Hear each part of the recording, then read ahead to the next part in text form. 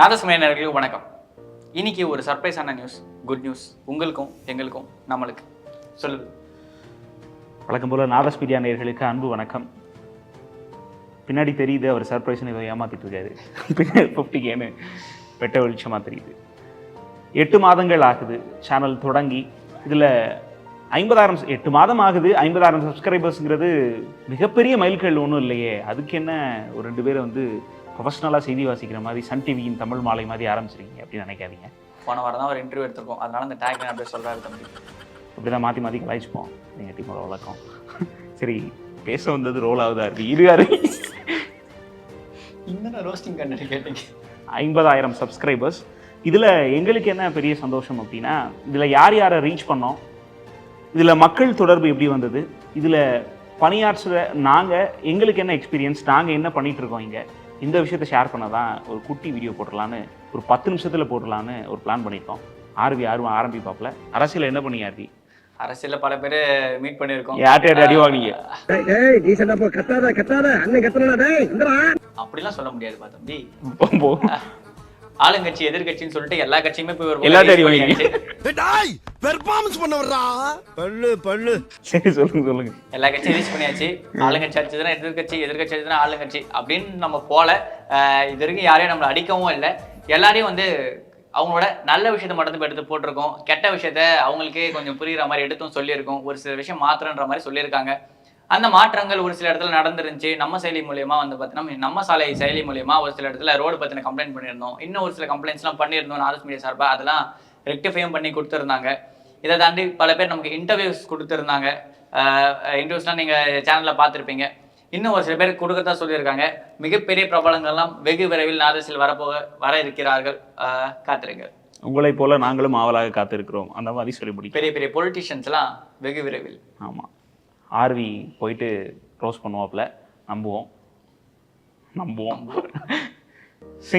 சினிமான்னு பார்த்தா சேனல் தொடங்கிய நாள் முதலே சினிமாக்கும் நாதஸ்க்கும் ஒரு பெரிய தொடர்பு இருந்தது. ஏன்னா எங்களுக்கு பெருசாக முதல்ல ஒர்க்கான வீடியோ என்னென்னா, நடிகர் ரஜினிகாந்த் நடித்த நெல்சன் இயக்கத்தில் வெளியான ஜெயிலர் படம் வெளியான போது பப்ளிக் பைட் மூவி ரிவ்யூஸ்லாம் எங்களுக்கு ரொம்ப சூப்பராக போச்சு. அப்பயே ஒரு பப்ளிக் இன்டராக்ஷன் எங்களுக்கு கிடைச்சதா நம்பணும். அதான் எங்களுக்கு பெரிய பூஸ்டப்பு. அதுக்கப்புறம் தொடர்ந்து பப்ளிக் பைட்ஸ் நல்லா போச்சு. அப்போது இருக்கிற அரசியல் சூழ்நிலை, அப்போது இருக்கிற சமூகம் சார்ந்த சிந்தனைகள்னு பல கேள்விகளுக்கு, நாத சார்பாக முன்வைக்கப்பட்ட கேள்விகளுக்கு பதில் சிறப்பாகவே வந்தது. அப்புறம் சினிமா தானே இருக்கு. நிச்சயமா இப்பவும் சினிமா தான் பேசிட்டு இருக்கோம். சினிமா தான் இது மக்கள் தொடர்பில் ஆரம்பிக்குது. சினிமா அப்படின்னு பார்க்கும்போது நம்முடைய நேர்காணல்கள் அப்படின்னு பார்த்தா 3 வகையாக பிரிச்சுக்கிட்டோம். மிக பிரபலமான ஆட்கள் சமீபத்தில் நடித்த படம் குறித்து பேசுறது, மற்றும் பிற என்னன்னு பார்த்தீங்கன்னா அடையாளப்படுத்தும் விதமாக உதவி இயக்குநர்கள், நடிகர்கள்னு பல பேரை நாதஸ் நேர்காணல் கண்டது. அதில் வந்து எங்களுக்கு ஹியூஜ் ரெஸ்பான்ஸ். நாங்கள் எதிர்பார்க்கவே இல்லை அப்படின்னா நிச்சயம் அந்த வீடியோ என்ன வீடியோவாக இருக்கும்னா, ஒரு 10 லட்சம் பேரை கொடுத்து எங்களை எல்லாம் அசர வைத்த ஒரு வீடியோ, ஒரு நேர்காணல் தொடர்ந்து செய்யப்பட்டதுன்னா நடிகர் சந்திரபாபுவின் சகோதரர் ஜவஹரின் வீடியோ. நடிகர் சந்திரபாபு ஆகச்சிறந்த நடிகர்னு எல்லாருக்கும் தெரியும். எல்லாருமே வந்து இந்த பழைய நடிகர்கள் பேசிட்டு இருக்கோம். அப்படி எல்லாம் ஃபர்ஸ்ட் நாங்களுமே வந்து பழைய நடிகர் ஆச்சு அப்படின்னு யோசிச்சிருந்தோம். ஆனா அந்த எடுத்த அந்த ஃபர்ஸ்ட் வீடியோக்கான ரெஸ்பான்ஸ்ன்றது அவ்வளோ ஒரு பெருசா இருந்துச்சு. அதுக்கு காரணம் நிச்சயமா நீங்க தான். ஏன்னா அவ்வளோ பேருக்கு ஷேர் பண்ணியிருந்தீங்க. சப்ஸ்கிரைபர்ஸுமே வந்து பார்த்தீங்கன்னா எங்களுக்கு அபரிமிதமான ஒரு வளர்ச்சி இருந்தது அந்த ஒரு ஜவஹரோட வீடியோல தான். அது எங்களுக்கு பெரிய பூஸ்டப்பை கொடுத்துச்சு. நம்மளும் இந்த யூடியூப்ன்ற பிளாட்ஃபார்மில் ஜெயிக்க முடியும் அப்படின்ற ஒரு உத்வேகம் இங்கே எல்லாருக்குமே வந்தது. அதை தொடர்ந்து நிறைய நேர்காணல்கள். அதில் குறிப்பாக நடிகர் சந்திரபாபு குறித்து பலரும் பல விஷயமா பேசிட்டு இருந்தாங்க. அவர் சர்ச்சைகளில் ஈடுபட்டது, அவர் சம்மந்தப்பட்ட சர்ச்சைகள்லாம் அவங்க தங்களுடைய கருத்தை உண்மை போலவே சொல்லி வந்த நிலையில், எது உண்மை அப்படின்னு கேட்கறதுக்காக தான் நடிகர் சந்திரபாபுகிட்ட போயிருந்தோம். உண்மை எதுன்னு கேட்கறதுக்காக தான் நடிகர் சந்திரபாபுடைய சகோதரர்கிட்ட போயிருந்தோம். அவர் நிறைய விஷயங்களை நம்மளுக்காக பகிர்ந்திருந்தார். அதில் ஒவ்வொரு வீடியோவும் ஒரு ஹியூஜ் ரீச்சை கொடுத்தது.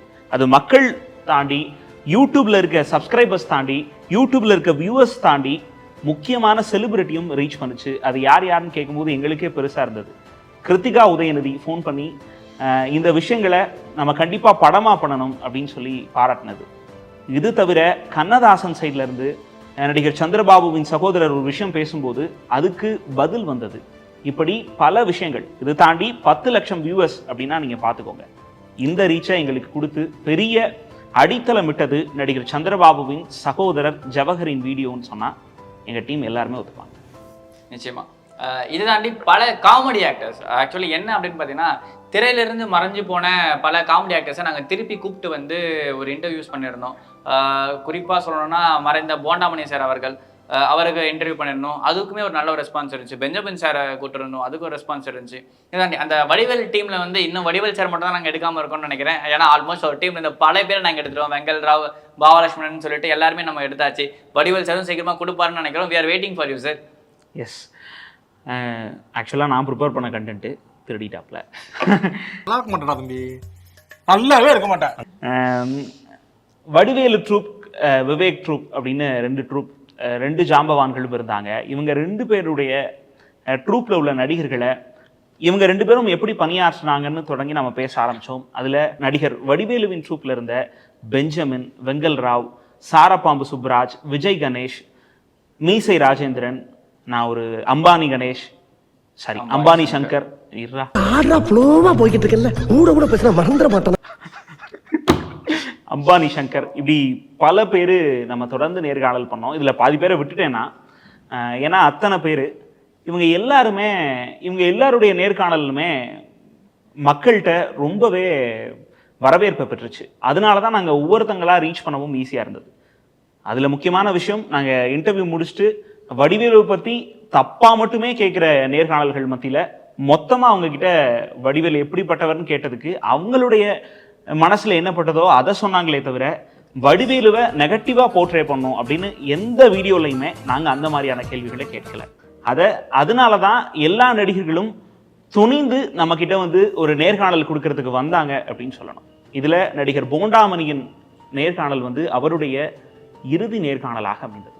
அதில் ஒரு தொகுப்பாளராக நான் எடுக்கும்போது அவர் கேட்ட எல்லா கேள்விக்கும் பதில் சொன்னார்.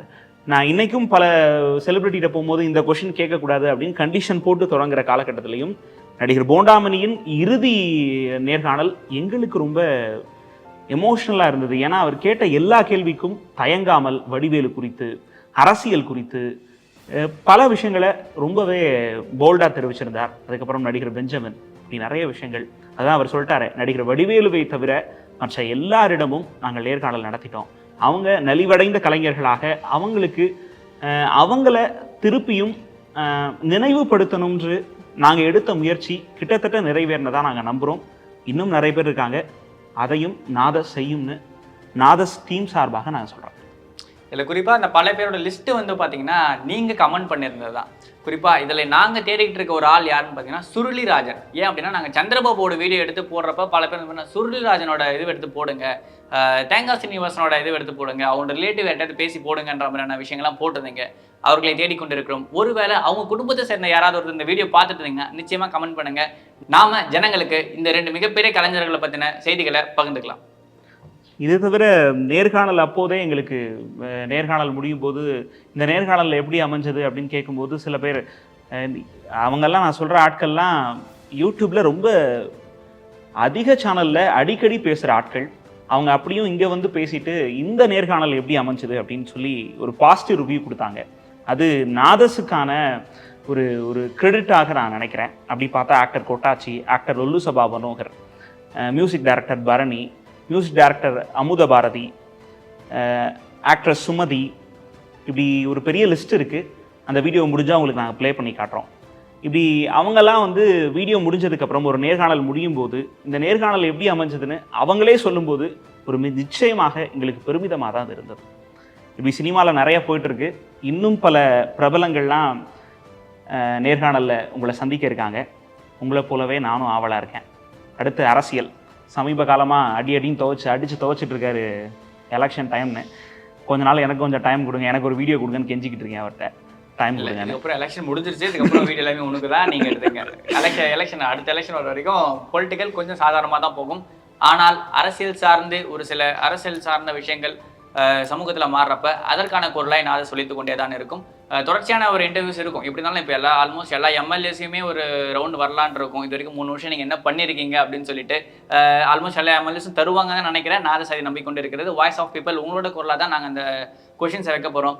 முடிஞ்ச கமெண்ட் பண்ணுங்கள், எந்தெந்த எம்எல்ஏ கிட்ட எந்தெந்த கொஷின்ஸ் கேட்கலான்னு சொல்லிட்டு கீழே கமெண்ட் பண்ணுங்கள். நான் அந்த கொஷின்ஸை கேட்டுட்டு நான் உங்களுக்கு ரிட்டன் பேக் நான் உங்களுக்கு பின் பண்ணுறேன். ஆமாம், கண்டிப்பாக நீங்கள் என்னென்ன கேள்வி கேட்குறீங்களோ கேளுங்க. அந்த கேள்விலாம் கேட்டு அடி வாங்க தயாராக இருக்கிறார் எமது தொகுப்பாளர் ஆர்வி. எனக்காக இல்லை, உங்களுக்காக. இதை தாண்டி அரசியல் சார்ந்த பல முக்கியமான பிரபலங்களுமே நம்ம கிட்ட சொன்ன விஷயம் என்னன்னு பார்த்தீங்கன்னா, எப்படி சார் இந்த கொஷின்ஸ்லாம் எடுக்கிறீங்க, இதெல்லாம் நீங்கள் ஏன் கேட்குறீங்க அப்படின்ற மாதிரி விஷயம். நம்ம சொல்கிற விஷயம்னா பப்ளிக் போயிட்டு பப்ளிக் கிட்ட நம்ம காமனாக ஒரு கொஷின்ஸ், இப்போ ஒரு பொலிட்டிக்கல் இன்டர்வியூ எடுக்கிறோம் அப்படின்னா அது நம்மளோட ஒரு சார்பாக மட்டும் எடுத்துட முடியாதுல்ல. இப்போ ஒரு ஆளுங்கட்சியை கேட்குறோம்னா மொத்தமாக எதிர்கட்சி மாதிரி கேட்க முடியாது. ஏன்னா ஆளுங்கட்சிக்குன்னு ஒரு சில ப்ராப்ளம்ஸ் இருக்கும். இப்போ எதிர்கட்சிக்காரங்க நம்ம கேள்வி கேட்குறோம்னா எதிர்கட்சியிலேருந்து ஆளுங்கட்சியிலேருந்து டாமினேட் பண்ணுறாங்கன்னு நம்ம கேள்வி கேட்ட முடியாது. எதிர்கட்சிக்குன்னு ஒரு சில விஷயங்கள்லாம் இருக்கும். இதெல்லாம் அனலைஸ் பண்ணி இதை தாண்டி மக்கள் இவங்க 2 பேரை பற்றி என்ன ஒரு நினைக்கிறாங்கன்றதை நம்ம தெரிஞ்சுக்கிட்டு தான் நம்ம போய் அந்த கேள்விகள்லாம் கேட்டுட்ருக்கோம். தொடர்ந்து உங்ககிட்ட இருந்து தான் அந்த கேள்விகள் வந்துட்டு இருக்கு. உங்களோட குரலாக தான் நாதை சுழிச்சிக்கிட்டே இருக்கு. தொடர்ந்து அப்படியே பயணிப்போம். இது போன்ற அரசியல் கேள்விகளுக்கு உங்களுக்கு என்னென்னலாம் இருக்கோ அதெல்லாம் சொல்லுங்க. நாதஸ் உங்களுக்காக நிச்சயமாக கேட்கும். தயங்காமல் அடி வாங்குவார் ஆர்வி. மாட்டி விடுறது தம்பியை நான் மாட்டி விட்டுறேன். என்ன ஏதாவது ஒரு பாசிட்டிவா பேசணும்னு பார்த்தா தர்தினியம் பிடிச்ச மாதிரி பேசிட்டு இருக்கேன். இங்க பாருங்க, தெம்பா இருக்காப்புல. அப்பார்ட் ஃப்ரம் ஜோக், எனக்கு இங்கே அரசியல் அப்படின்னு ஆரம்பிக்கும் போது பொதுவாகவே இன்றைக்கி இருக்கிற மேக்ஸிமம் நம்பர் ஆஃப் சேனல்ஸ், இங்கே maximum number of political channels பார்த்தீங்கன்னா கிட்டத்தட்ட எல்லா சேனலும் கூட என்னால் சொல்ல முடியும். அப்படி பார்த்தீங்கன்னா அந்த ஆங்கருக்கோ இல்லை அந்த சேனலுக்கோ ஒரு ஐடியாலஜி இருக்கும். ஒரு ஐடியாலஜி இல்லாமல் எங்கே தப்பு இருந்தாலும் அதை கேட்கணும்னு அந்த சுதந்திரம் கொடுத்த எங்களுடைய டீமுக்கு, எங்களோட ஹெட் எல்லாருக்கும் நாங்கள் இந்த டைமில் நன்றி சொல்லியாக்கணும். அதை சரிவர செய்யணும்னு அப்படி செஞ்சது தான் ஒரு 20 to 30 இந்த ஏஜில் இருக்கிற ஒரு ஒரு ஸ்டூடெண்ட்டோட, ஒரு காமன் மேனோட கொஷினாக தான் அரசியல் இருக்கணும். ஏன்னா இது வரைக்குமே ஐடியாலஜியோடு இருக்கிற ஆங்கர்ஸும் சேனலும் தான் ஜெயிக்கும் அப்படின்ற யூடியூப் பிளாட்ஃபார்ம் மத்தியில் முதலாக ஒரு காமன் மேனோட கொஷினாக அரசியல் கேள்விகள் இருக்கணும்னு நாங்கள் அதை தொடங்கியிருக்கோம். நிச்சயம் அது சிறப்பாக போகும், அது வெற்றியை அடையும்னு ஆர்விக்கு நான் வாழ்த்து சொல்கிறேன். எங்கள் சேனலுக்கு நாங்களே ஒரு பெரிய வாழ்த்து அடிக்கடி சொல்லிக்கிறோம். ஏன்னா ஒவ்வொரு முறை ஜெயிக்கும் போதும் இங்கே ஒரு சேனல் இருக்குன்னா இது இந்த சேனலோட ஹெட்டு வந்து ஒரு ஒரு அரசியல் பின்புலத்தில் இருப்பாரோ, அவர் பினாமியோ, இவர் இந்த ஐடியாலஜி உள்ளவரோ அப்படின்ற கேள்வி எதுவுமே இல்லாமல் எல்லா பக்கமும் எது தவறோ அதை கேட்கக்கூடிய சுதந்திரம் எங்களுக்கு இருக்கிறது. நிச்சயமா அந்த சுதந்திரத்தை கொடுத்த எங்கள் மேனேஜ்மெண்ட்டுக்கு நாங்கள் ரொம்பவே ஒரு தேங்க்ஃபுல்லாக தான் நாங்கள் இங்கே இது மூலியமாக நாங்கள் தேங்க்ஸ் சொல்லிக்கலாம். அதோட முக்கியமான ஒரு விஷயம் என்னென்னு பார்த்தீங்கன்னா, பொலிட்டிக்கல் சார்ந்த கேள்விகளுக்கு பப்ளிக் பல இடங்களில் பதில் சொல்கிறதுக்கு ரெடியாக இருந்தாலுமே அந்த முகம் காட்டுறதுக்கு ஒரு தயக்கம் இருக்குது. என்ன அப்படின்னா, நீங்கள் உங்கள் கேள்வியில் முன் வைக்காத வரைக்கும் ஒரு சில மாற்றங்கள் நிகழாது. நீங்கள் கேள்வி கேட்குறீங்கன்ற விஷயம் அரசியல்வாதிகளுக்கு தெரிஞ்சாதான் அந்த கேள்வி திருப்பி வராத மாதிரி அவங்க நடந்துப்பாங்க. பல இடங்களில் நாங்கள் மாற்றணும்னு நினைக்கிறோம்ப்பா அப்படின்னு சொல்லிட்டு அரசியல்வாதிகளும் தான் நினைக்கிறாங்க. ஆனால் அந்த மாற்றம் உங்களிடமிருந்து இந்த ஒரு எதிர்பார்ப்பு மக்கள்கிட்ட இருக்குன்னு தெரிஞ்சுதா அந்த மாற்றத்துக்கு அவங்களும் தயாராக தான் இருக்காங்க. நீங்களும் அந்த மாற்றத்துக்கு தயாராகுங்க. நிச்சயமாக இந்த குரல் ஒலித்துக்கிட்டே இருக்கும். தொடர்ந்து ஆர்வியுடன் பேசுவோம். தாலைபாலை யார் வலி லைட்டா போறாங்க. நல்லா க்ளோஸ் பண்ணிட்டா சார், டக்குன்னு கொஞ்சம் பொறாமைய வெண்மத்தை கக்கிட்டு போறான். இப்படிதான் ஆர்விக்கு ஒரு அரசியல் அறிவு ஒரு இல்ல, டெஃபினட்டா நம்ம இந்த ஒரு வீடியோ மூலமா சொல்லிக்கலாம். என்ன அப்படின்னா, பொலிட்டிக்கல் சார்ந்த விஷயங்களை தொடர்ச்சியா நம்ம ஒரு கேள்வியாவே கேட்கலாம். இப்போ தம்பி சொன்னாரு தொடர்ந்து ஆர்வியுடன் பேசுவோம் அப்படின்னு சொல்லிட்டு, அதுவே ஒரு நல்ல டேக்லைன் மாதிரி தான் இருக்கு. இதுக்கப்புறம் முடிஞ்ச வரைக்கும் டெய்லி ஒரு விஷயமோ இல்லை வீக்லி ஒரு விஷயமோ இந்த மாதிரி ஒரு பொலிட்டிக்கல் சார்ந்த ஒரு பிரச்சனையை எடுத்து நம்ம டிஸ்கஸ் பண்ணலாம். உங்களோட நான் இருப்பேன், நாங்கள் இருப்போம், நாதஸும் இருக்கும். நாதஸ் முக்கியமாக இது தாண்டி அந்தந்த இடத்துல மக்களை நேரடியாக சந்திக்கிறதுன்றதுல எங்களுக்கு கூடுதல் மகிழ்ச்சி. இதில் எந்தெந்த ஊரில் நாங்கள் பப்ளிக் போயிட்டு எடுத்தோம், எப்படியான மக்களை சந்திச்சோம்னு ஆர்வி சொல்லுவார். பொதுவாக வந்து பார்த்தீங்கன்னா மைக் எடுத்துகிட்டு போனாலே இந்த புள்ள பிடிக்கிறவங்க வர மாதிரி பார்த்தீங்கன்னா பாதி பேர் பயந்து ஓடுறாங்க. யங் பீப்புள் ஆகட்டும் சரி, படித்தவங்களாகட்டும் சரி, ஒரு சில பேர் யோசிக்கிறாங்க நம்ம சொல்கிற கருத்தால் ஏதாவது பிரச்சனை வந்துடுமா அப்படின்னு சொல்லிட்டு. இந்திய அரசியலமைப்பு நமக்கு ஒரு விஷயத்தை கொடுத்துருக்கு. அதுன்னு பார்த்தீங்கன்னா பேச்சுரிமை. உடனே இவன் திரும்பி பார்ப்பான், திருப்பி ஆரம்பிச்சுட்டான் இவன் ஆர்டிகல் ஆஸ்டர்லாம் அப்படின்னு சொல்லிட்டு. அப்படிலாம் கிடையாது. நிச்சயமா நீங்க உங்களோட கருத்தை அவதூறு இல்லாம சொன்னீங்கன்னா அதை கடத்தி கொண்டு போய் எல்லாருக்கிட்டையும் சேர்க்கறதுக்கு நாதே சரியா இருக்கு. அவதூறான விஷயங்கள், ஒரு சில தகாத வார்த்தைகளை மட்டும் தான் நாங்க கட் பண்ணி தூக்குறோமே தவிர மற்றபடி உங்களோட கருத்தை நாங்க எந்த ஒரு இடத்துலையுமே தடை பண்றதே கிடையாது. இதை தாண்டி நீங்க உங்களோட தயக்கமே இல்லாம சொல்ற விஷயம் என்னன்னு பாத்தீங்கன்னா, அமைச்சர் பொன்முடி சார்ந்து நாங்க எடுத்ததாகட்டும் சரி, லியோ விசஸ் ஜெயிலர்னு சொல்லிட்டு எடுத்ததாகட்டும் சரி, பல இடங்கள்ல பல பேர் பேசும்போது ரஜினி மேல ரொம்ப பிரியம் இருக்கவங்க விஜயை தரைக்குறவா பேசுறது, விஜய் மேல பிரியம் இருக்கிறவங்க ரஜினியை தரைக்குறவா பேசுறது, ஆளுங்கட்சிக்காரங்க எதிர்கட்சிக்காரங்களை பேசுறது, இதை தாண்டி அரசியல் வந்து எல்லாருக்குமே பொதுவானது. இந்த இடத்துல யார் வேணா அரசியலுக்கு வரலாம். சினிமாவும் அதே மாதிரி தான், ஒரு பொதுவான தளம். அதை நம்ம எல்லாருமே வந்து பார்த்தீங்கன்னா டெஃபினட்டாக ஏற்றுக்கணும். ஆனால் ஏறக்குறைய நாங்கள் மக்களை சந்தித்தவரை 90% மக்கள் எல்லாமே சமம் அப்படின்றத ஏற்றுக்கிறவங்கள தான் இருக்காங்க. யாரும் யார் மேலேயும் அப்படி ஒரு வன்மத்தோட இல்லை. சிறிய இடைவெளிக்கு பிறகு ஆர்வியுடன் இந்த நேர்காணல் தொடரும். பழைய காமெடி போயிருங்க. சினிமா அரசியல் தாண்டி வர்த்தகத்திலும் கால் பதித்தது நமது நாதஸ். அதுல பாத்தீங்கன்னா சௌபாகியா வெட்கிரைண்டர் நிறுவனத்தின் உரிமையாளர் வரதராஜனை நம்ம நேர்காணல் பண்ணோம். அதுக்கப்புறம் மெட்ராஸ் காஃபி, வேற யாரெல்லாம் பண்ணியார்வி? விகேடி பாலன் சாரை பண்ணியிருக்கோம். ஐஃபை ஹவுசிங்கோட எம்டி பிரசாத் சாரை பண்ணியிருக்கோம்.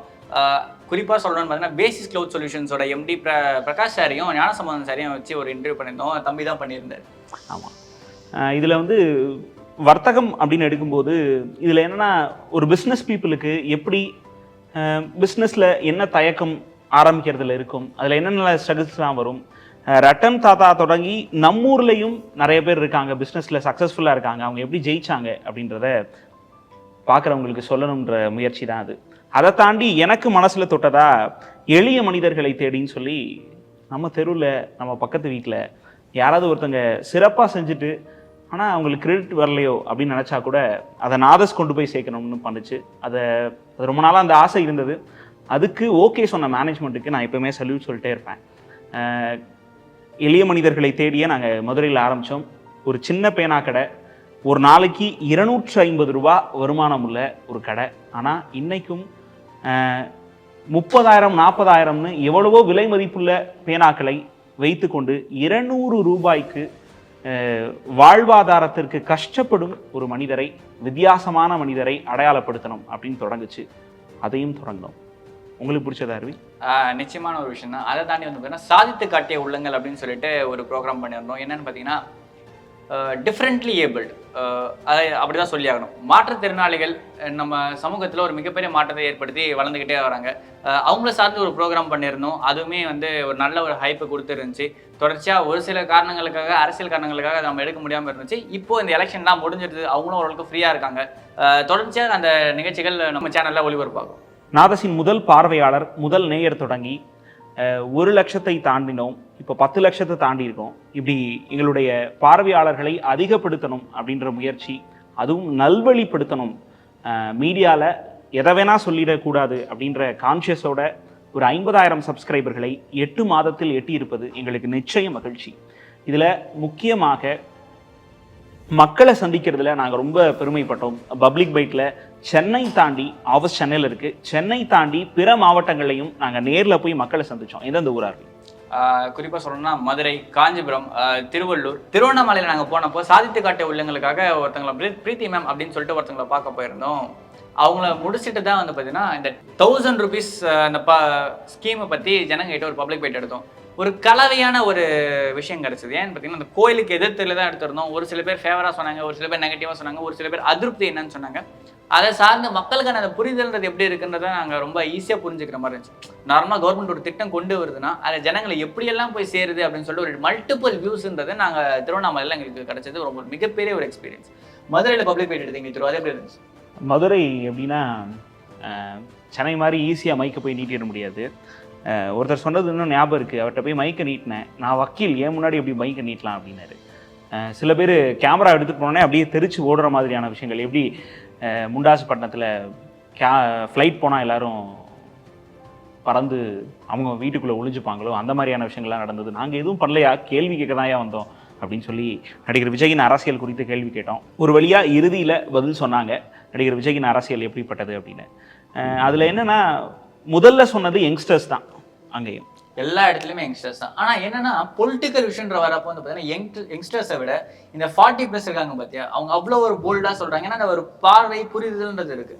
சினிமா கண்டென்ட்டுக்கு எப்படி யங்ஸ்டர்ஸ் எவ்வளோ ஆர்வமாக இருக்காங்களோ அதே மாதிரி பொலிட்டிக்கல் கண்டென்ட்டுக்கு இந்த 40 வயதுக்கு மேற்பட்டவர்கள் ரொம்ப ஆர்வமாக இருக்காங்க. அந்த ஒரு புரிதலுமே நல்லா இருக்குது. ஒரு சில பேருக்கு வந்து பார்த்தீங்கன்னா ஒரு ஒரு பார்வை இருக்கு, அதை நான் கொண்டு வரணும் மாற்றணும் அப்படின்னு சொல்லிட்டு. ஆனால் ஒரு தயக்கமும் இருக்கு. அந்த தயக்கத்தை நம்மள மாதிரி ஊடகத்து மூலியமா உலகத்துக்கு கொண்டு போய் சேர்க்குறாங்க. நிச்சயமா உங்ககிட்ட யாராச்சும் மைக்கு கொண்டு வந்து, நாங்கள் நீட்டுவோன்னு தான் நினைக்கிறேன், பார்க்குற பல பேர்கிட்ட நாங்கள் வந்து ரீச் பண்ணணும்னு ட்ரை பண்ணுறோம். அப்படி யாராச்சும் வந்து நின்று உங்ககிட்ட ஏதாச்சும் ஒரு கருத்துன்னு கேட்டாங்கன்னா நிச்சயமா பயப்படாமல் உங்கள் கருத்தை சொல்லுங்கள். தயங்காமல் சொல்லுங்கள். சினிமா, அரசியல், விளையாட்டு, வர்த்தகம்னு தொடர்ந்து இயங்கி கொண்டிருக்கும் நாதஸ் 50,000 சப்ஸ்கிரைபர்களை எட்டி மைல்கல்லை எட்டி இருக்கிறது. இன்னும் பெரும் முயற்சிகளோடு, பெரும் கனவுகளோடு மக்களுக்காக நாதஸ் பயணிக்கும் என்பது எங்களுடைய வாக்கு. 50,000 சப்ஸ்கிரைபர்களை எட்டியதில் நாதஸ் பெருமை அடைகிறது. நன்றி. நன்றி.